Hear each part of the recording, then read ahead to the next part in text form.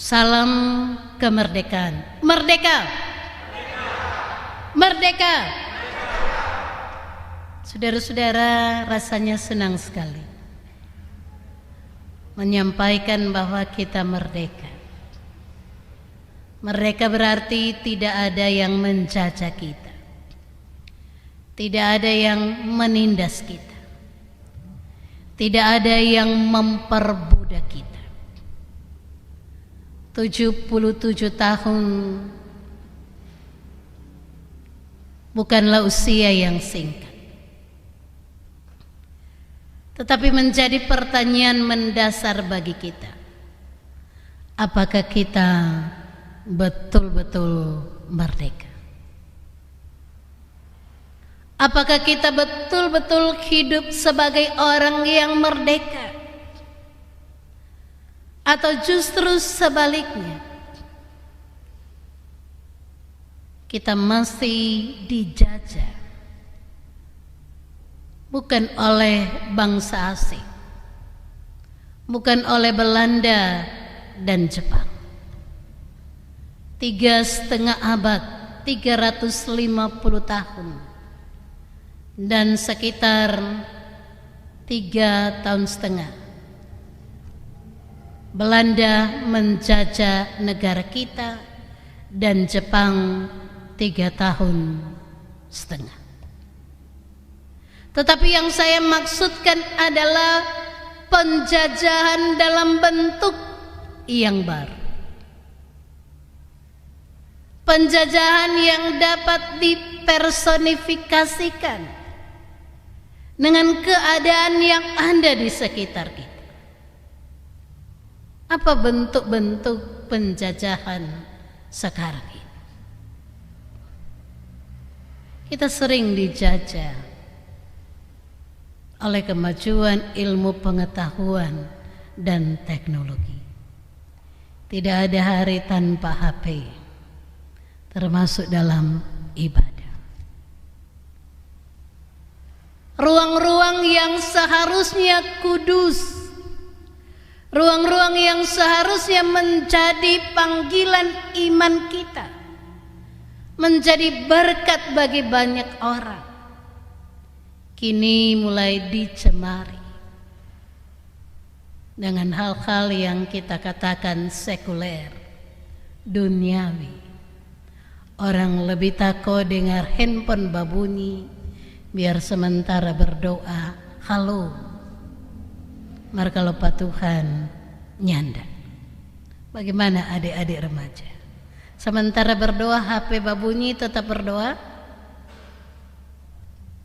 Puji Tuhan kalau tetap berdoa, Kang, pena Kristian.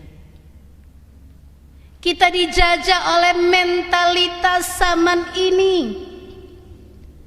Apa mentalitas zaman ini? Mentalitas instan. Kalau orang tua kasih cerita dulu kuat, orang pi sekolah bajalan kaki, nyandak dapat doi jajan. Apa yang orang menyau? Itu kuat mak dempak zaman dulu. Mar sekarang sondak bagi. Kita ingin serba mudah dan serba gampang. Tidak mau bersusah-susah untuk menggapai sesuatu. Mari kita belajar dengan para pahlawan yang mencucurkan darah untuk mati demi kemerdekaan bangsa Indonesia. Apa ada orang yang tidak sayang diri? Apa ada orang yang tidak sayang orang tua? Tetapi yang lebih mereka utamakan adalah perjuangan agar seluruh bangsa ini dapat menikmati hidup di alam kemerdekaan. Kecintaan mereka terhadap bangsa, itu yang kita katakan nasionalisme, tetapi bukan arti sempit. Telah menggelorakan semangat juang yang tinggi. Di antaranya tokoh muda orang Sulawesi Utara, Siapa kata DP nama? Orang Teling mesti tahu itu. Ada rumah sakit Teling, apa kata DP nama? Walter Mongensi. Kalau terpleset sedikit, semua jadi sayur toh. Setia sampai mati. Adakah tunas-tunas bangsa seperti itu? Betul-betul menyatakan kesetiaannya terhadap bangsa. Miris sekali. Ada yang melapor pada saya, Ibu Pendeta, tadi baru tawuran anak sekolah menengah atas A dan B. Baru beberapa hari sampai di muka gereja. Banyak kaca-kaca pica. Sangat menyayat hati. Bagaimanakah mentalitas anak-anak muda kita dalam mengisi, memaknai alam kemerdekaan ini? Kenapa orang membuang-buang orang energi untuk hal-hal yang memicu konflik, huru-hara, membuat pertikaian, tawuran anak-anak kita? Kita dijajah oleh mentalitas kita sendiri. Orang tidak malu lagi. Anak-anaknya tidak malu lagi ketika melakukan hal-hal yang tidak berkenan. Biar mabu-mabu sampai baku tikam, seolah-olah itu biasa di zaman sekarang ini. Itu antara lain yang saya katakan, kita dijajah oleh penjajahan yang juga justru diakibatkan oleh orang sendiri. Kita dibelenggu oleh diri kita sendiri, oleh mentalitas, oleh lingkungan kita. Kita diperdaya dan tidak mampu memberdayakan diri. Belum lagi kemiskinan. Kita dijajah oleh kemiskinan bukan karena alam kita tidak ramah, tidak bersahabat dengan kita. Bukan alam kita yang making orang susah. Beranak-anak muda tidak lagi memiliki mentalitas untuk bekerja dan berjuang. Cuma reken 200 meter mesti naik ojek toh. Soalnya mau berjalan kaki. Mau lebas sapu atau baking sesuatu di rumah, dan kita tidak mau melakukan hal itu. Kita dijajah oleh kebodohan. Kebodohan adalah kita memberi ruang bagi kemalasan untuk menguasai, mengontrol hidup kita. Karena putus kala banyak tindakan kriminal, pencurian dan lain sebagainya. Apakah kita betul-betul merdeka? Kalau lorong 2, lorong 3 so aman, berarti merdeka. Kalau lorong lintong soalnya ndak ada papan curi, tabung gas dan kendaraan beroda 2, merdeka. Ada lagi di lorong-lorong yang lain. Kalau di lorong-lorong lain soalnya ndak ada pamanyabung ayam, soalnya ndak ada pamabo, betul-betul merdeka. Jadi kemerdekaan itu harus diusahakan. Siapa generasi sebelumnya boleh mencucurkan darahnya sendiri, nyandak ragu mati. Bayangkan senjata mereka cuma bambu runcing, kalah dengan senapan dan seterusnya. tetapi semangat kecintaan kepada bangsa dan negara, hal-hal yang tidak mungkin boleh jadi mungkin. Yang dipertanyakan sekarang, apakah generasi kita memiliki mentalitas nasionalisme seperti ini? Karena itu saudara-saudara, merayakan perayaan kemerdekaan negara Republik Indonesia yang ke-77.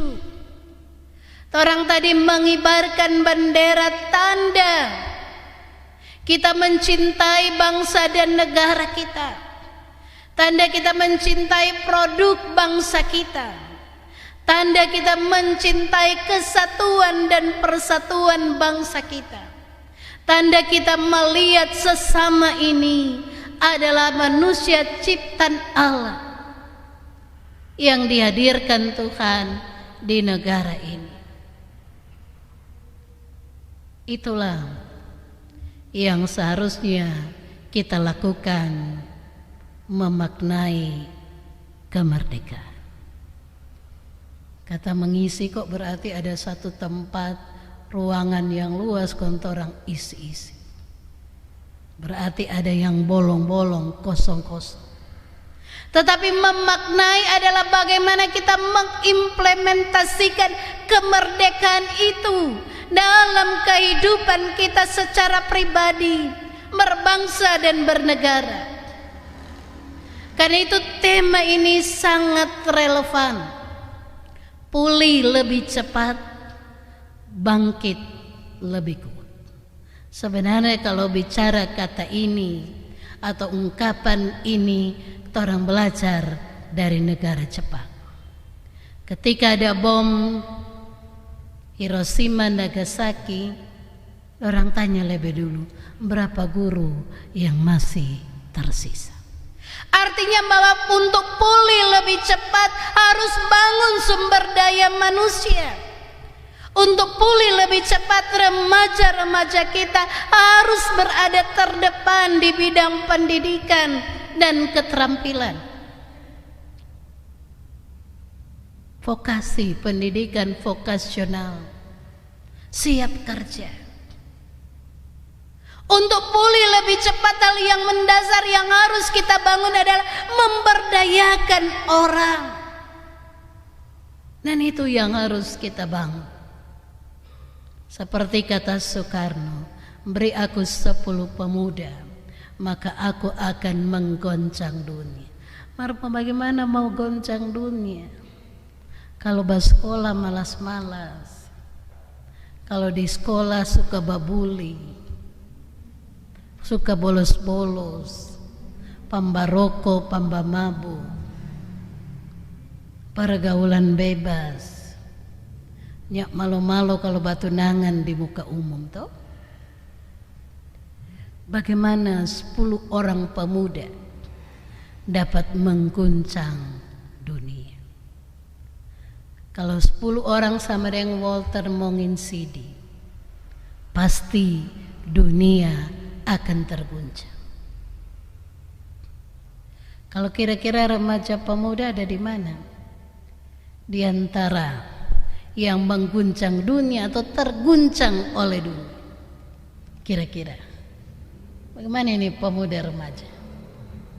Mengguncang atau terguncang? Hari Minggu kok ada apa itu? Gempa bumi itu. Jangan ada yang mengguncang kita sehingga kita kehilangan prinsip iman kita. Bagaimana pulih padahal orang sakit-sakit? Bagaimana kok mau sehat HP sampai pagi toh?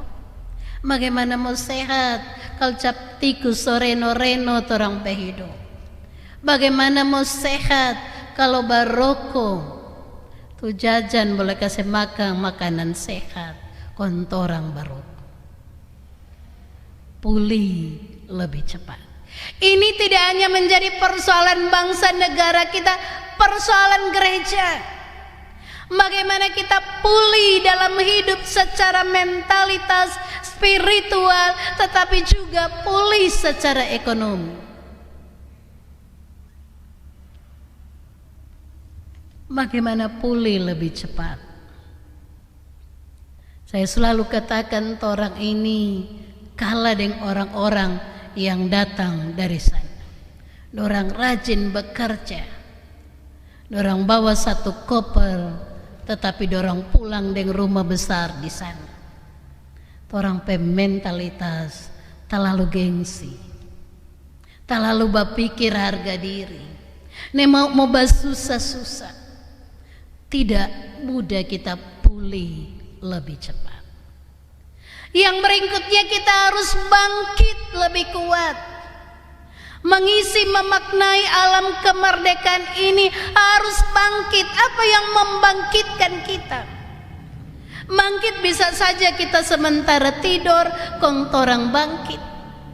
Membangunkan jiwa kita, tetapi juga bisa saja kita dalam keadaan yang tidak sadar, mati suri, acuh tak acuh. Harus bangkit, harus berdayakan diri kita. Bagaimana orang mau bangkit kalau dia tidak mampu mandiri? Ibu pendeta mau tanya, masih tahu mau masak aja di rumah? Ada tuh anak-anak sini tahu mau masak? Ada tahu bikin nasi atau ikan goreng sausnya? Enggak suka. Masih basuh sapu cuci piring di rumah. Mama dan papa ada kan? Kalau orang dulu SD sudah mau masak toh, sudah cuci baju sendiri. Bangkit terlebih kuat. Karena itu saudara-saudara, yang paling terakhir, apa makna Galatia yang kita renungkan ini dalam memaknai perayaan kemerdekaan? Galatia 5 ayat 13 sampai 15.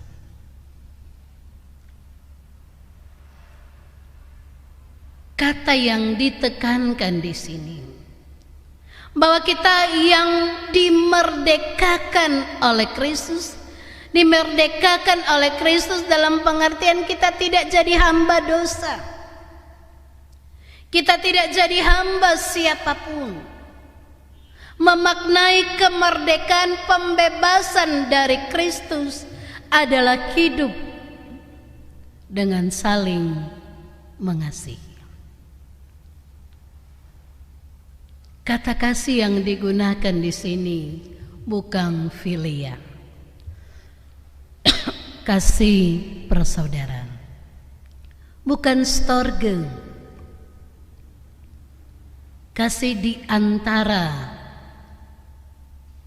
sesama, bukan eros, kasih antara laki-laki dan perempuan, tetapi kasih yang digunakan di sini dalam kitab Galatia 5 adalah agape.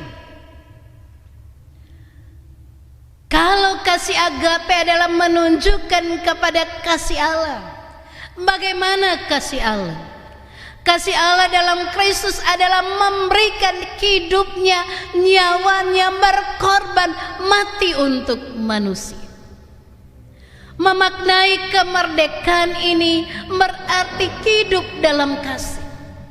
Dalam kasih yang dimaksudkan di sini mau berkorban, mau melakukan yang terbaik bagi bangsa dan negara kita, bagi warga masyarakat, bagi jemaat, bagi orang tua, bagi orang-orang di sekitar kita.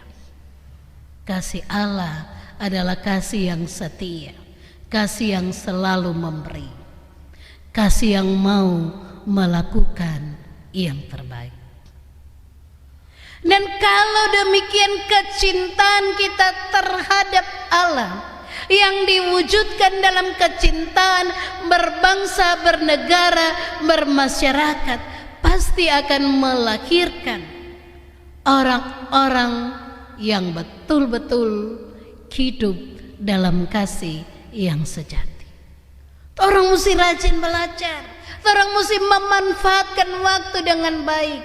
Kita harus menghargai sesama kita. Kita harus membangun persatuan dan kesatuan di antara kita. Kita tidak akan dikalahkan oleh mentalitas instan atau kerupuk zaman ini. Kalau orang betul-betul dimotivasi, digerakkan oleh kasih ilahi, maka dia akan menjadi pribadi yang terbaik. Negara kita ini, gereja kita ini membutuhkan orang-orang yang harus mentransformasi mulai dari diri sendiri.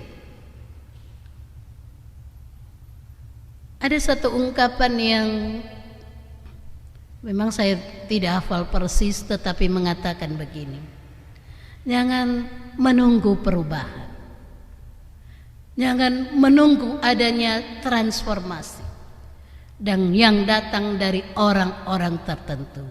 Sesungguhnya saya dan saudara-saudara adalah pembawa perubahan itu sendiri.